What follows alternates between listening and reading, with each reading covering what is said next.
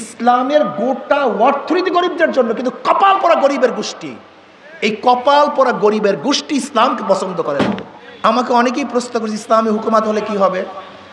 আমি বললাম এক কথায় বলবো না ব্যাখ্যা দিয়ে বলবো? বলে এক কথা বললেই ভালো হয়। আমি বলবো ইসলামী হুকুমাত হলে এখন যেই বরদ্দে যেই কাজ হয় তার সে 100 গুণ 70 গুণ কাজ বেড়ে যাবে। তার মানে এখন যদি বরদ্দে কাজ হয় 30টা ব্রিজ হয়, একই বরদ্দে ইসলামী হুকুমাত হলে 100 ব্রিজের কাজ হবে। এখন যদি বরদ্দে 30টা রাস্তা হয়, একই বরদ্দে ইসলামী হুকুমাত হলে 100টা রাস্তা হবে। যদি এখন একই বরদ্দে 30টা প্রতিষ্ঠান হয়, ইসলামী হুকুমাত হলে একই বাজেটে 100টা প্রতিষ্ঠান হবে। এখন যদি বরদ্দে 30 জনের খেদমত হয়, ইসলামী হুকুমাত হলে একই বরদ্দের মাধ্যমে 100 জন লোক উপকৃত হবে। তার মানে এখন 70% টাকা চুরি হয়, ইসলামী হুকুমাত হলে একটা টাকাও চুরি হবে না। এর ছোট্ট উদাহরণ দেয়, ছোট্ট, যেহেতু আপনাদের মাথার মধ্যে তো হাজারো গোবর ঢুকছে, নাপাক ঢুকছে, এর জন্য আপনাদের মাথায় ঢুকছে না ইসলাম হুকুমাত হলে কি হবে।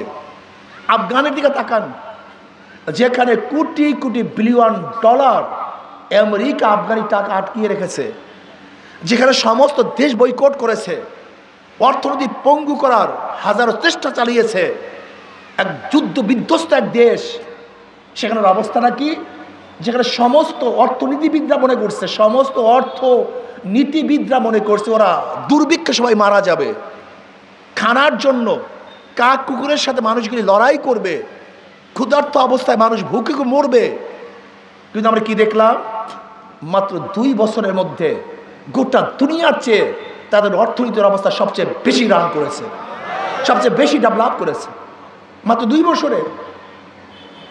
আপনি বিশ্বাস করতে পারবেন না, যদি চুরি মুক্ত একটা দেশ করতে পারেন তাহলে 5 বছর 10 বছরের মধ্যে দেশ কোথায় চলে যাবে আপনি বিশ্বাস করতে পারবেন না। আমি চ্যালেঞ্জ দিয়ে বললাম গোটা ইসলামী অর্থনীতি গরিবদের জন্য, কিন্তু আমি আশ্চর্য হয়ে যাই গরিব ইসলামকে পছন্দ করে না কেন, এর কারণটা কি আমি বুঝতেই পারি না।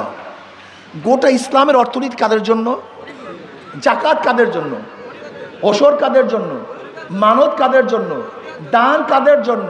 সদকা কাদের জন্য? ফিতরা কাদের জন্য? ইসলামের গোটা অর্থনীতি গরিবদের জন্য, কিন্তু কপাল পরা গরিবের গোষ্ঠী, এই কপাল পরা গরিবের গোষ্ঠী ইসলামকে পছন্দ করে না। আরে নিজের ভালো তো পাগলেও বুঝে, নিজের ভালো তো আসলে পাগলেও বুঝে, এগুলো পাগলের চেয়ে মাথা খারাপ। ইসলামকে পছন্দ করে না, অথচ ইসলামের গোটা অর্থনীতি গরিবদের জন্য, বড় লোকদের জন্য ভারসাম্য সৃষ্টি করে আর গরিবদেরকে দরিদ্র সীমার উপরে নিয়ে যায়। আপনি কি জানেন উমর ইবনে খাত্তাব রাদিয়াল্লাহু জামানায় জাকাতের টাকা নিয়ে রাস্তায় রাস্তায় ঘুরছে, কিন্তু জাকাত গ্রহণ করবে এরকম কোনো মানুষ নাই, সব ধনী হয়ে গেছে।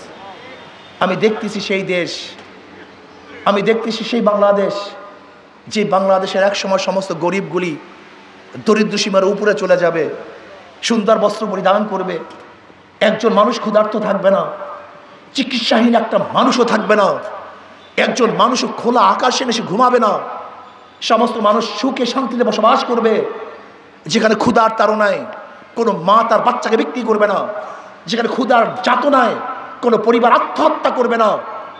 আমি সেই যুগের সেই দিনের আশা করতেছি, আমি সেই দিনের স্বপ্ন দেখতেছি।